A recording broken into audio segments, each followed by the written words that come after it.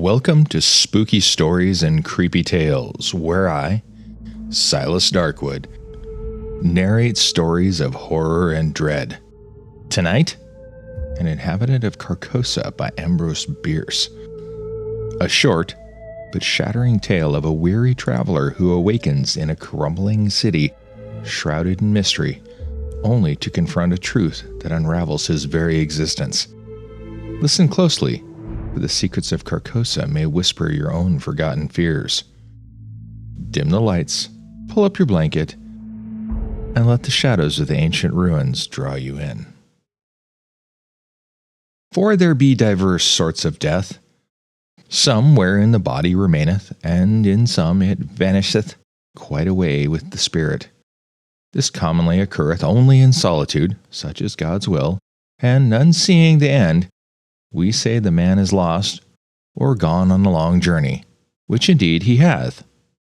But sometimes it hath happened in sight of many, as abundant testimony showeth. In one kind of death the spirit also dieth, and this it hath been known to do while yet the body was in vigor for many years. Sometimes, as is veritably attested, it dieth with the body, but after a season is raised up again in that place where the body did decay. Pondering these words of Hali, who, God rest, and questioning their full meaning as one who, having an intimation, yet doubts if there be not something behind, other than which he has discerned, I noted not whether I had strayed until a sudden chill wind striking my face revived in me a sense of my surroundings. I observed with astonishment that everything seemed unfamiliar. On every side of me stretched a bleak and desolate expanse of plain, covered with a tall overgrown of sere grass, which rustled and whistled in the autumn wind, with heaven knows what mysterious and disquieting suggestion. Protruded at intervals above it stood strangely shaped and somber-colored rocks, which seemed to have an understanding with one another and to exchange looks of uncomfortable significance, as if they had reared their heads to watch the issue of some foreseen event. A few blasted trees here and there appeared as leaders in this malevolent conspiracy of silent expectation. The day, I thought, must be far advanced, though the sun was invisible, and although sensible that the air was raw and chill, my consciousness of the fact was rather mental than physical. I had no feeling of discomfort. Over all the dismal landscape, a canopy of low, lead-colored clouds hung like a visible curse. In all this there were a menace and a portent, a hint of evil, an intimation of doom. Bird, beast, or insect, there was none. The wind sighed in the bare branches of the dead trees, and the gray grass bent to whisper its dread secrets to the earth. But no other sound nor motion broke the awful repose of that dismal place.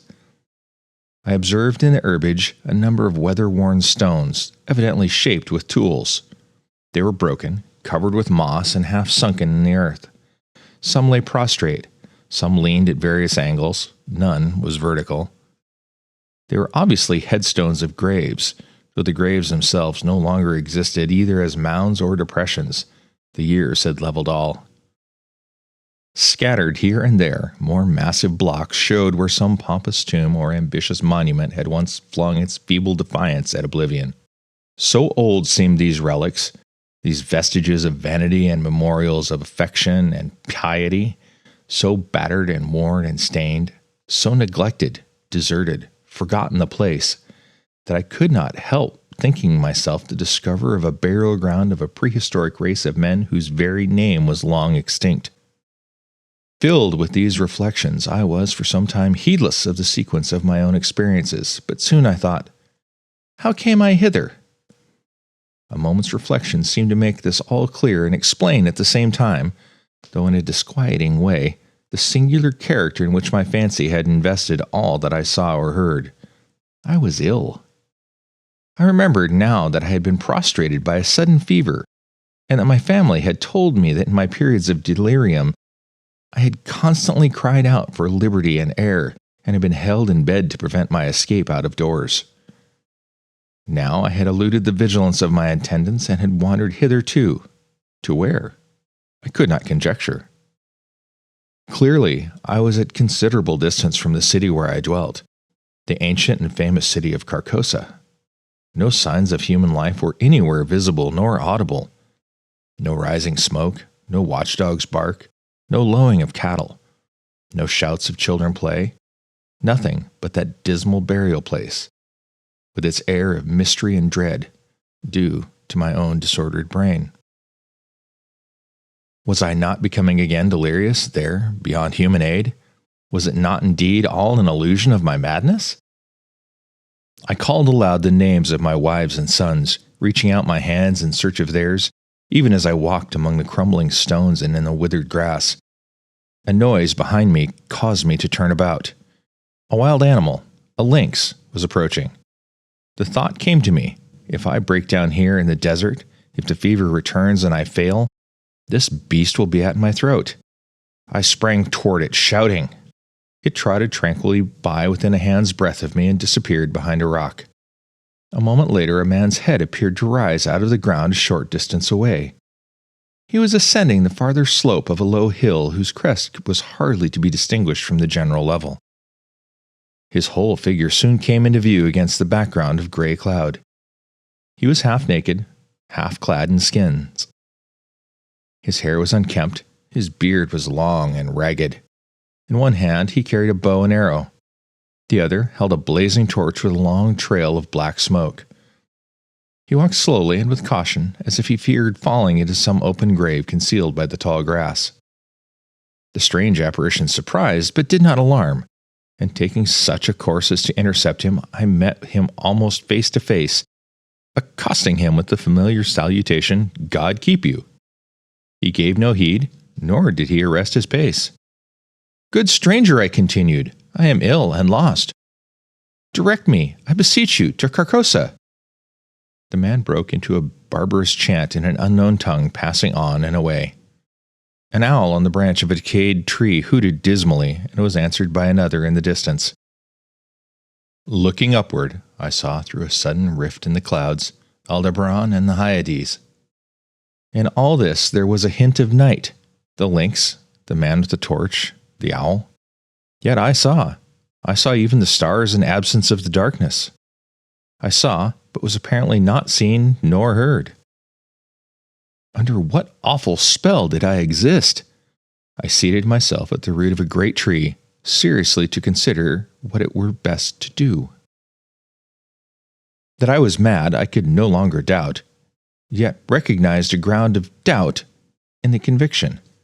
Of fever I had no trace. I had, withal, a sense of exhilaration and vigor, altogether unknown to me, a feeling of mental and physical exaltation. My senses seemed all alert. I could feel the air as a ponderous substance. I could hear the silence. A great root of the giant tree against whose trunk I leaned as I sat held enclosed in its grasp a slab of stone, a part of which protruded into a recess formed by another root. The stone was thus partly protected from the weather, though greatly decomposed. Its edges were worn round, its corners eaten away, its surface deeply furrowed and scaled. Glittering particles of mica were visible in the earth about it, vestiges of its decomposition. The stone had apparently marked the grave out of which the tree had sprung ages ago. The tree's exacting roots had robbed the grave and made the stone a prisoner. A sudden wind pushed some dry leaves and twigs from the uppermost face of the stone. I saw the low relief letters of an inscription and bent to read it. God in heaven! My name in full! The date of my birth! The date of my death! A level shaft of light illuminated the whole side of the tree as I sprang to my feet in terror. The sun was rising in the rosy east. I stood between the tree and his broad red disk. No shadow darkened the trunk. A chorus of howling wolves saluted the dawn.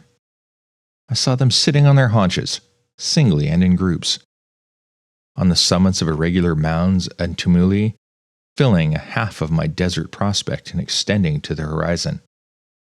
And then I knew that these were ruins of the ancient and famous city of Carcosa. Such are the facts imparted to the medium Beyrols by the spirit Hoseb Alar Robardin. Well, dear listener, that glimpse into Carcosa leaves us pondering the fragile veil between the living world and the one beyond. What lingering echoes of that ruined city haunt you most? If that story sent shivers down your spine, hit that like button, drop a comment below. Let me know what you thought of that story and what you'd like me to read next. While you're there, don't forget to subscribe and click the notification bell to never miss a new story, because I drop new videos every Wednesday and Friday for your listening pleasure. Have you got a terrifying story of your own that you would like me to consider reading? Send them in to stories@silasdarkwood.com. If you've enjoyed this and want to support more spine-tingling content, consider donating through my Ko-fi. This channel is primarily listener-funded, and I truly thank all of you who make this show possible. All links are, of course, in the show notes. Until next time, dear listeners, stay spooky, and I'll be haunting your feet again soon.